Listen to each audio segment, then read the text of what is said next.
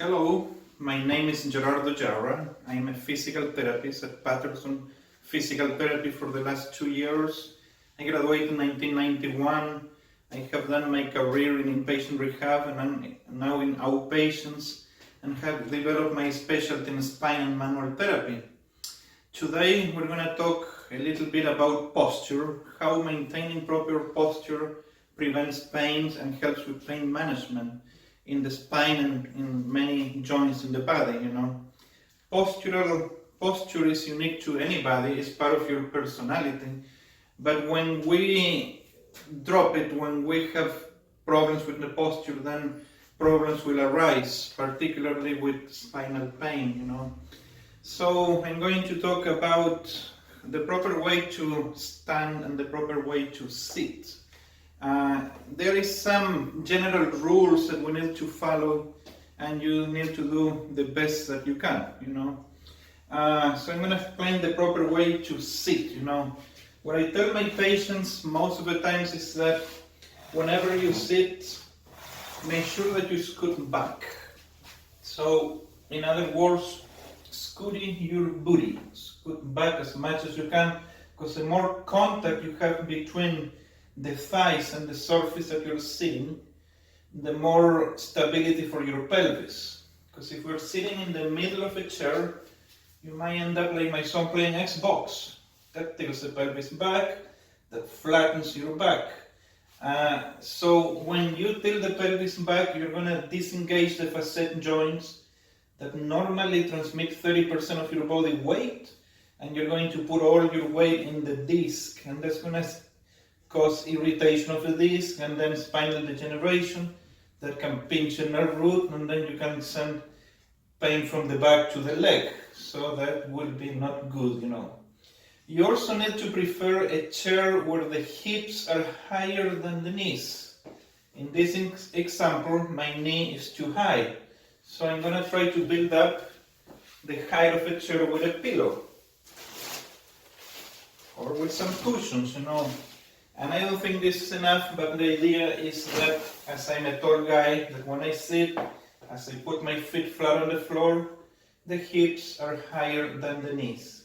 If the knees are too high, then you're going to flatten your back, you're going to lose the normal curvature, and problems will develop. Also prefer, if you sit for hours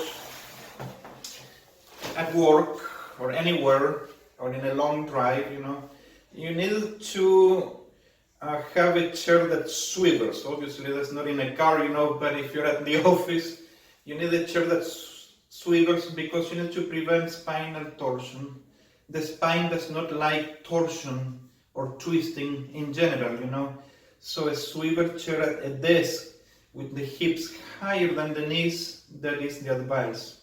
Your desk should be at the height of the elbows, and items that you use frequently, like the computer, they should be in front of you, not on one side or the other. The other important concepts both for sitting and standing is that you pick up your chest up to a range of comfort. People in the military, they teach them chest up so they look with more authority, so we get to respect them more. Same in police academies or in security forces.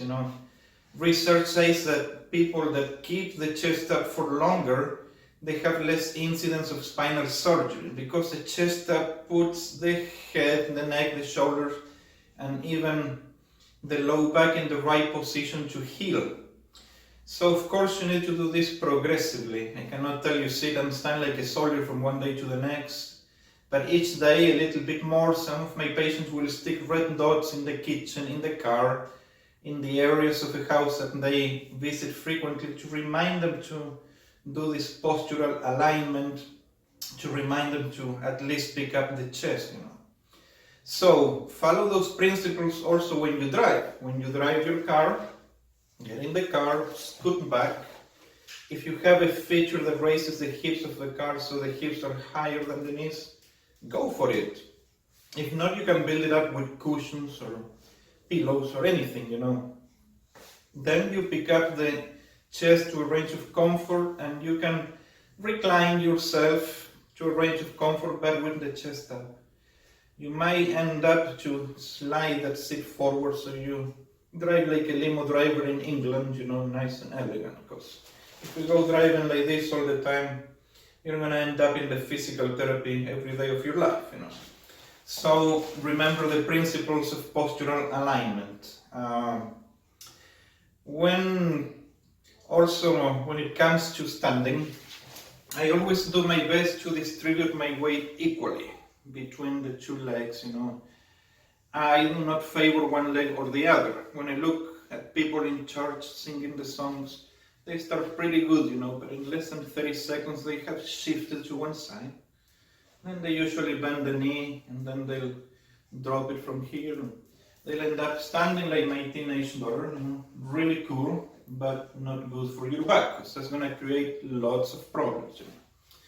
Now, I have to admit that sometimes I have upper back pain because I have scoliosis. That's a deviation of the spine, So when I do carpentry on weekends, if I do things wrong, I'm going to pay the price with pain, So when I pick up a 4x4 or plywood from the ground, the first thing I'm going to see is going to make sure that my weight is equally distributed between the legs.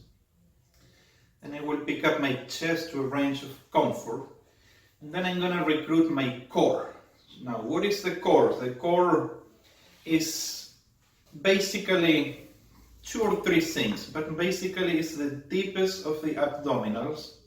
It's called the transversus abdominis, and that's a portion of your abdomen that is closer to the lumbar spine. So the core is the deepest of your abdomen, portion of your abdominal muscle, and the pelvic floor. And to put it simple, the pelvic floor are the muscles that keep you from urinating your pants, literally. So before I lift weights, anything heavier than 15 pounds from the ground, I'm going to distribute my weight equally. I'm going to pick up my chest to a range of comfort, and then I activate my low belly and my pelvic floor with a gentle contraction. I'm not asking for a 6-pack Arnold Schwarzenegger belly. It's just a slow recruitment of those muscles as I'm doing the motion or the activity that I know is going to cause pain to my back. Then I will do the effort with the legs. You need to have strong legs if you want to have a spine that is stable, especially the hip abductors and the knee extensors. So when I pick up that 4x4 of that plywood, I pick up my chest, I squeeze in my core, draw the navel in, activate the pelvic floor, nice and gentle. I'll go down with my legs. Then I'll put that weight with both hands on my belly button. And then I will lift it up with my legs as I keep up my back straight and my core active. I will distribute that weight equally on both legs and in both hands, and I will carry it in my hands in front in my belly button. That's where I carry my things that are heavier than 15 pounds. At that point, I will go walk to the table saw, nice and elegant, and when I put it down, I will put it down like this, distributing the weight equally, chest up, belly tight, pelvic floor tight, and down with the legs. I will never handle weights away from me. I go to the weights are, I lower myself with the legs if my knees are not hurting, but if my back is fine, then I do my work and I avoid lifting just by approaching the weight better, One time I saw a lady at the supermarket. She went to pick up the flour that they put in the bottom shelf. I wonder if I have a contract with physical therapists. Maybe they do, but the poor thing did BLT, bending, lifting and twisting at the same time. So she picked up the flour like this and she fell backwards. I ran to help her. They ran to help her. Nobody could get her up because she was in excruciating pain in her low back. They ended up calling the ambulance. At the end, she had a disc herniation and she blew a disc. So she could have avoided that if she could have picked up that flour the proper way. Again, you should approach the flour or the sugar that they put in the bottom shelf, and you pick up the chest, belly tight, pelvic floor tight, effort with the legs, pick it up, put in the belly button, take steps, go down to the back like that. It might take longer, but it's a good measure to prevent problems in the spine. Same thing that I see in supermarkets. They fill in the baggie with 50 grocery bags. They do that BLT, bending, lifting, and twisting 50 times into the trunk of the car. What I do, I pick up 2 or 3 grocery bags, I put them in my belly button, I pick up my chest, I squeeze my core, I take steps, and then I will put it down in the car with my knees.